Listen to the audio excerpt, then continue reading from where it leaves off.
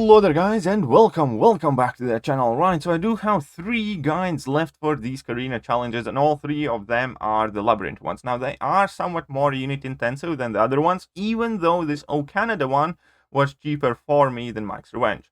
I finished O Canada one in 26 revives, which is about as little, actually it is the smallest amount of revives that I have seen anybody use so far, and therefore something I did clearly worked out relatively alright. So let's go over the challenge. You can use these Canadian tag champions that are Deadpool, Deadpool X-Force, Guardian, Old Man Logan, Wolverine, Squirrel Girl, Sasquatch, Sabertooth. The main strategy here for pretty much everybody is to use Sabertooth and Sasquatch. The rest of the theme hardly matters. It's neat if you can fit in like Squirrel Girl, if you can fit in like Guardian and Wolverine and Old Man Logan or whatever. But do not do this challenge unless you have a rank 5 Sabertooth. If you don't have a rank 5 4-star Sabertooth, take your Sabertooth to rank 5. If you don't have Sasquatch, go get one. Otherwise, leave this challenge on back burner. No other strategy will be nearly as cost efficient as to rely on Sabertooth and Sasquatch synergy to allow him to infinitely maintain his built up Furies. Right, so there are quite a few things that we do need to go over. We're going to start with the path that we're going to take and the path that I recommend for everybody to take. And I personally chose to go with dealing with Star-Lord, Torja and Foster, Daredevil Hell's Kitchen, Venom Pool, Doctor Strange, Kamal Khan, Rocket, and Maestro. Now, this is the most cost-effective path. It is not the easiest way to get where you're going. Therefore, you do need to be relatively confident in your playing ability.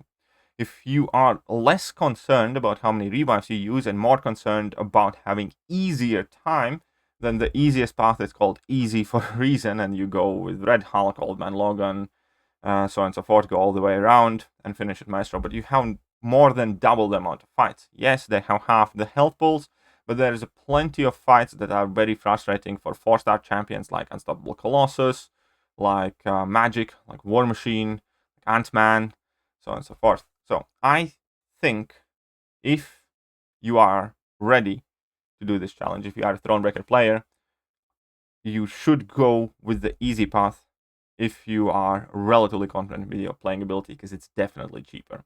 The entire run took me about 2.5 hours and 26 revives, which again is about as few revives that I have seen anybody do.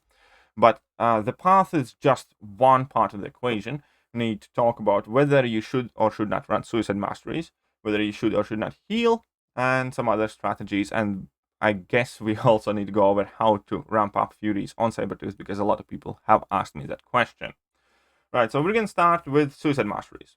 Now, I personally do not recommend running Suicide Masteries whilst doing this run. The cost difference will be relatively similar, I believe, but still, I would recommend not using Suicide Masteries here, with the reason that any champion who has a lot of attack modifiers typically does not benefit from suicides too much. For example, the same situation goes with Star-Lord, where suicides can give you 60% attack increase, but Star-Lord at max signature, that's only a 12 combo in the opponent, and that's it. So if you're not running Suicide Masteries, landing 12 hits on the opponent will make sure that you have the same base attack as if you were running Suicide Masteries. And with Sabertooth, it's actually relatively similar as well, as you have like 30 of these passive Furies, and then you have like an active Fury throwing around there as well at the same time. And these Furies do not scale with the Suicide Masteries, therefore it's not like you can automatically solo every fight. No, you will still not be able to solo the fights that you can't solo, and in general, it just seemed much more cost-effective and also smooth not to run Suicide Masteries for this run. I only use Suicide Masteries for the Inhuman run. Now that we have that covered, team again is Sabertooth, Sasquatch, Guardian, Wolverine, and Old Man Logan for like the crit synergies and the extra block proficiency and all that other stuff. When it goes to Masteries, you do really want to max out your deep wounds, because you're going to be inflicting bleeds on opponent. Perhaps your Fury Masteries. Most importantly, Dexterity max is also a very good idea in order to be able to crit more, as well as precision, maybe lesser precision. And those are kind of like the key things to check for, I suppose. You really do not need many points in defense at all. Just max out your block proficiency. You should be pretty much good. If you want to get a couple more parries, you can max out perfect block. Right, that being said, we're going to take a look at how we want to ramp up the Fury. So we can see that right now I have 27 Furies active on me. And it's easy to build up until 15 Furies with getting past that 10 hit counter, kind of like Void when you want to clear debuffs from Void. It's just the reverse. Get a combo of 10, you're going to gain a Fury buff, drop a level 1, and you can convert that Fury buff into a passive. You can do that up until 15. After 15 Fury buffs have been acquired, that's it. And then you need to do the level 3 strategy. Also, it's very important to use a level 3 in every single fight in order not to lose the persistent charge that Sasquatch synergy provides.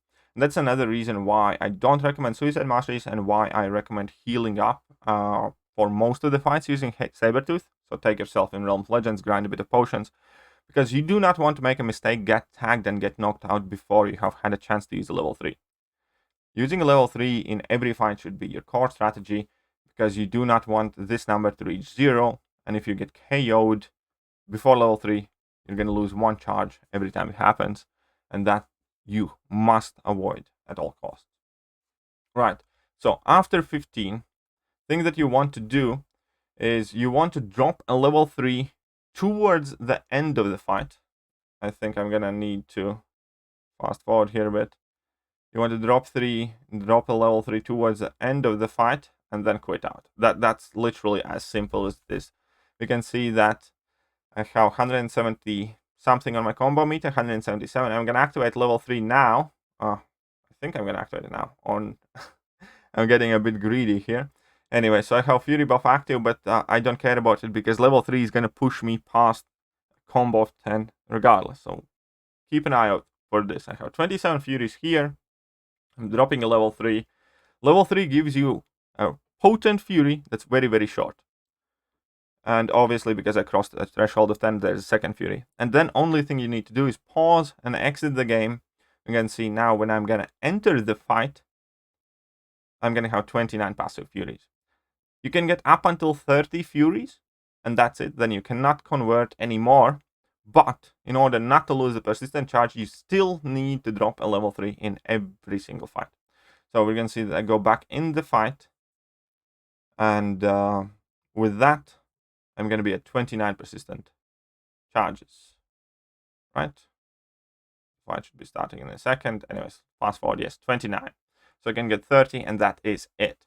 Now, if you do want to maximize your damage, you want to start doing this level 3 thing even before you build up to 15 Furies, but honestly, I don't recommend. I kind of look at it as a waste of revives. You can hit slightly harder if you bank in more of the level 3 revives, but I don't think it's quite worth the extra effort. And Sabertooth is going to do plenty of damage by himself. So Star-Lord, very elementary fight. Yes, you have class disadvantage. Yes, you're going to have a slow start, but once you get ramped up, it's a very, very simple fight. Torja and Foster, the only thing you need to know is that you never ever want to hit her block. Therefore, it's a very good idea to heal up once again, because if you're fully healed up in Labyrinth, opponents have the lowest attack possible. For those of you who did not know, Labyrinth of Legends, opponent's attack is inverse proportionate to your starting health. Basically, the higher the health you have the time you start the fight, the lower opponent's attack throughout the entire fight. So if you just revive, opponents are going to hit a lot harder than when they do when you revive and heal up. Now, for some fights, it doesn't matter too much. For instance, for this fight, it really does, because if I am started full health, I can take more hits in a block, and also, most importantly, her shock deals less damage than it does when I start with low health. So even if I make a mistake, and even if I do hit in her block, I still would not die. I would have some room for error. So I would have a better chance of dealing more damage throughout this entire fight. And obviously we can see that I ate a full 5 combo and I'm still at 80+% health, which is also extremely helpful. So for many of the fights, it's a decently good idea to heal up. But Torja and Foster wasn't too bad. After Torja and Foster, we need to go up to Daredevil Hell's Kitchen. Daredevil Hell's Kitchen is annoying. What you need to know that Daredevil Hell's Kitchen has the new animations. So he has that messed up level 1, which is like one of the most idiotic things ever in MCOC. It takes far too long time. And that is the worst thing about this fight. Because when you're using 4-star champions in Labyrinth of Legends, you need to be fast, you need to be aggressive, and you need the fight to be happening. Sitting, watching that little ballet dance that Daredevil likes to do, that people call level 1, is really wasting your time in a fight, thus forcing you to do less damage. So if possible at all, when possible at all, try to push Daredevil Hell's Kitchen to 2 bars of power. That's the biggest advice there. There is another node where you can start degenerating whenever you hold the block, but you're still perfectly free to parry, so just don't get over complacent with holding that block and you're gonna be fine. It really isn't that much damage either. So Daredevil Hell's Kitchen is relatively straightforward, just annoying fight due to animations. Venom Pool is going to be RNG Fiesta, but with Sabertooth, honestly, it wasn't too bad. Sometimes he's going to go unstoppable, sometimes he's going to get some silly buffs, but it's not too bad. He's also pretty much debuff immune. He purifies all the debuffs, so you're going to have to kind of like utilize that unblockable ability Sabertooth has on his medium dashes, or just punish his heavies and specials. But with Sabertooth, actually the fight went surprisingly smooth.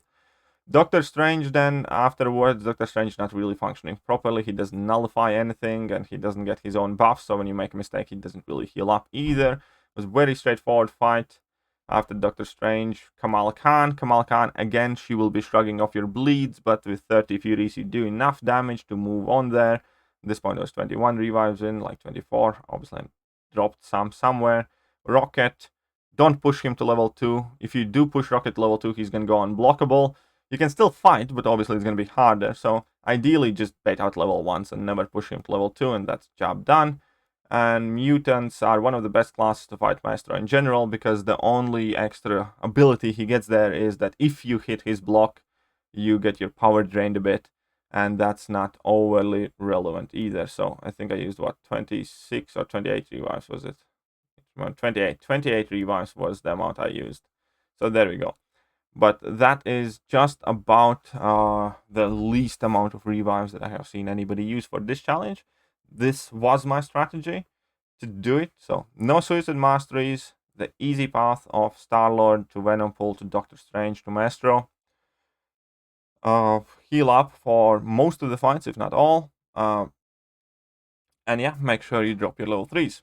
That's about as good of advice I can give to you guys. And I hope you guys do find this helpful. As I said, I will upload the next one, which is going to be the Inhuman one, at some point later today. And yeah, the last one will be tomorrow. See you, folks.